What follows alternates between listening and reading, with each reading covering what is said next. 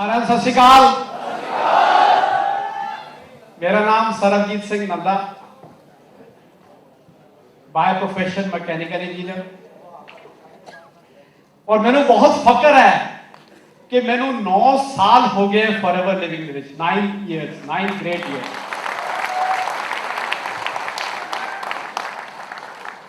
Birth मेरा होया सीगा शिमला दे विच, अर्ली स्कूलिंग शिमला केंद्रीय विद्यालय जाखू। उस तो बाद 1974 दे विच चंडीगढ़ आ गए और 74 तो बाद फिर चंडीगढ़ च सैटल हो गए।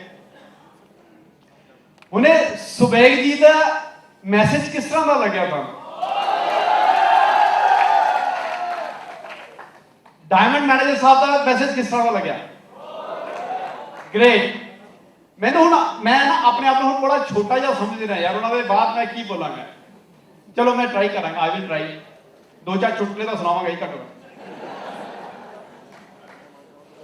उस तो बाद स्कूलिंग तो बाद प्लस 2 तो बाद इत्थे CSI तो आया है, Indo Swiss training centre sector 30 Chandigarh दे विच इंजीनियरिंग की।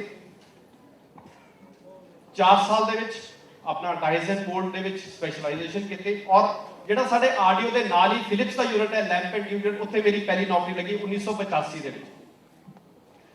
1 ਸਾਲ ਨੌਕਰੀ ਕਰਨ ਤੋਂ ਬਾਅਦ ਮੈਨੂੰ ਲੱਗਿਆ ਯਾਰ this is not my cup of tea.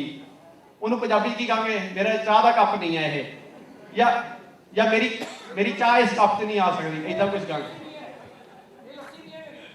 ਇਹ ਮੇਰੀ ਲੱਸੀ ਨਹੀਂ ਹੈ। ਉੱਥੇ ਉਸ ਤੋਂ ਬਾਅਦ ਫਿਰ ਆਪਣੀ ਫੈਕਟਰੀ ਸਟਾर्ट कर ली। बहुत सारे जगह अदायरा के नाल काम किया, फिलिप्स वास्ते, सूर्या लैंप्स वास्ते, सिनवानिया वास्ते, PCL पनवायर, स्वराज ट्रैक्टर, बहुत अच्छे अदायरा की एजेंसी लेती। मैं सिर्फ एक चीज तुहानू इथों क्लीयर करना चाहता कि बंदा अपने दिमाग के नाल बेस्ट टू बेस्ट करने की कोशिश कर।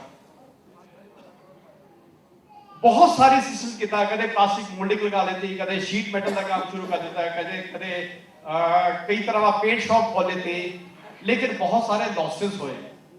लेकिन आप किसी को ब्लेम नहीं कर सकते, क्योंकि लेकिन एक ऐसी स्टेज आ गई जब डॉक्टर कहते जी हुण 250 फास्टिंग चल रही है, हुण तुसीं इंसुलिन लगा दो। उस दिन मैं सगू जी के कहने पे पहली बॉटल एलोवेरा की पाई।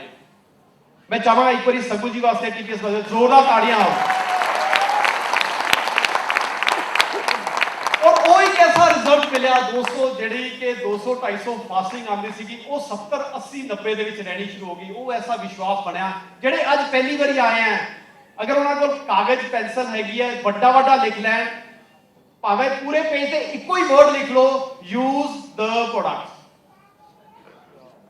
Use the products and make your belief. अपना प्रोडक्ट यूज करो और विश्वास बनाओ। उस तो बाद अगली गल अगे हुई, विश्वास ऐसा बन गया कि एक अच्छी कंपनी की तलाश सी।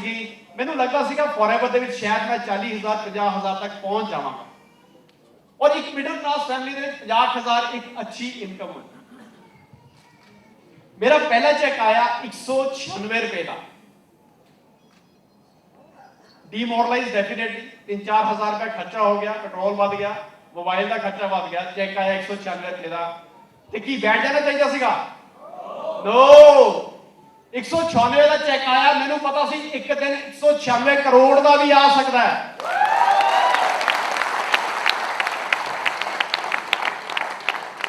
और उस तो बाद 8 साल बाद इस महीने का मेरा जो पे आउट है वो 18.5 लाख रुपया है फॉरएवर दे विच।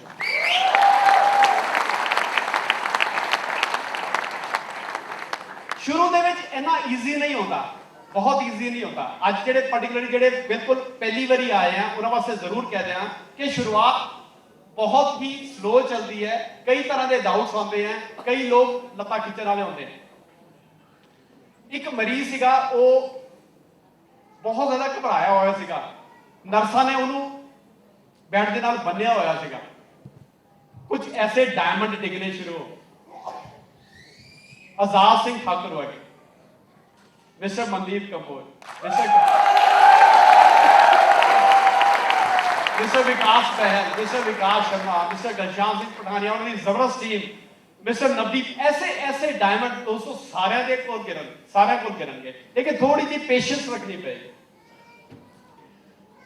उस तो बाद पिछले ਕੁਝ ਸਾਲਾਂ ਦੀ ਮੈਂ ਅਚੀਵਮੈਂਟ ਦੱਸਦਾ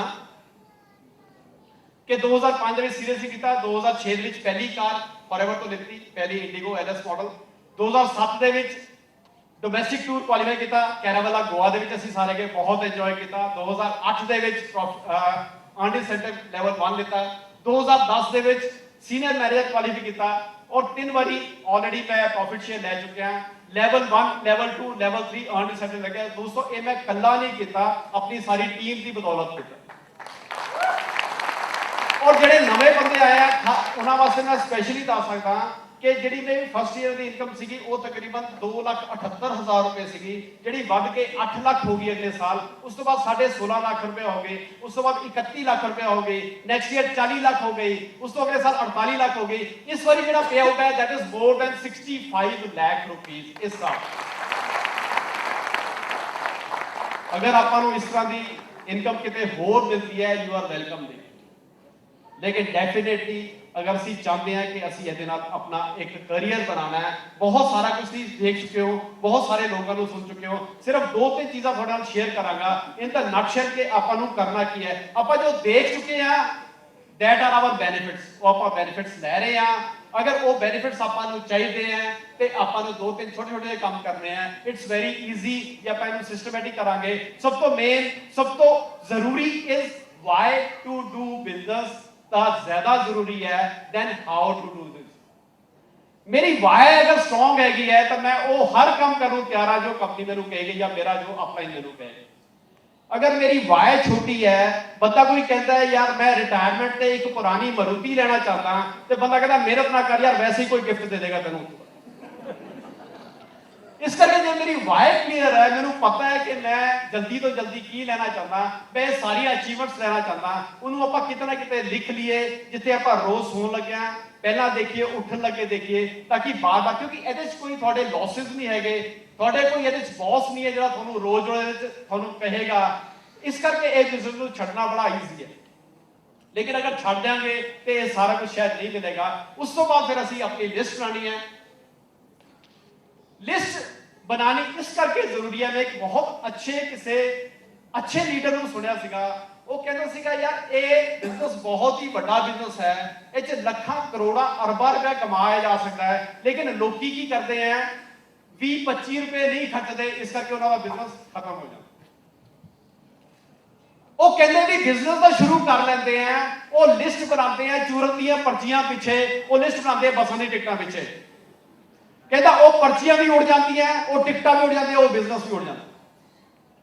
ਤੁਸੀਂ ਵਧੀਆ ਜੀ ਪ੍ਰੋਫੈਸ਼ਨਲ ਤਰੀਕੇ ਨਾਲ ਕੋਈ ਡਾਇਰੀ ਲਓ, ਉਹਦੇ ਤੇ ਸਿਸਟਮੈਟਿਕਲੀ ਨਾਮ ਲਿਖੋ, ਕਿਉਂਕਿ ਤੁਸੀਂ ਕੀ ਕਰ ਸਕਦੇ ਹੋ ਉਹ ਇੰਪੋਰਟੈਂਟ ਨਹੀਂ ਹੈ, ਤੁਸੀਂ ਪ੍ਰੈਕਟੀਕਲੀ ਕੀ ਕਰਾ ਸਕਦੇ ਹੋ ਦੈਟ ਇਜ਼ ਇੰਪੋਰਟੈਂਟ।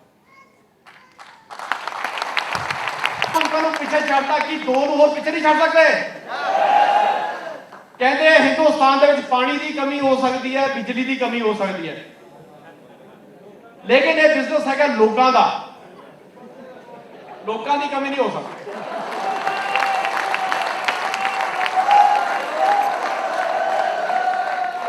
ਤੇ ਮੈਂ ਸਾਰਿਆਂ ਨੂੰ ਕਹਿਣਾ ਤੁਸੀਂ ਆਪਣਾ ਬਿਲੀਫ ਬਣਾਓ, ਆਪਣਾ ਵਿਸ਼ਵਾਸ ਬਣਾਓ, ਪ੍ਰੋਡਕਟ ਯੂਜ਼ ਕਰੋ। ਐਸੇ ਮਾਰਵਲਸ ਰਿਜ਼ਲਟਸ ਹੈਗੇ ਆ।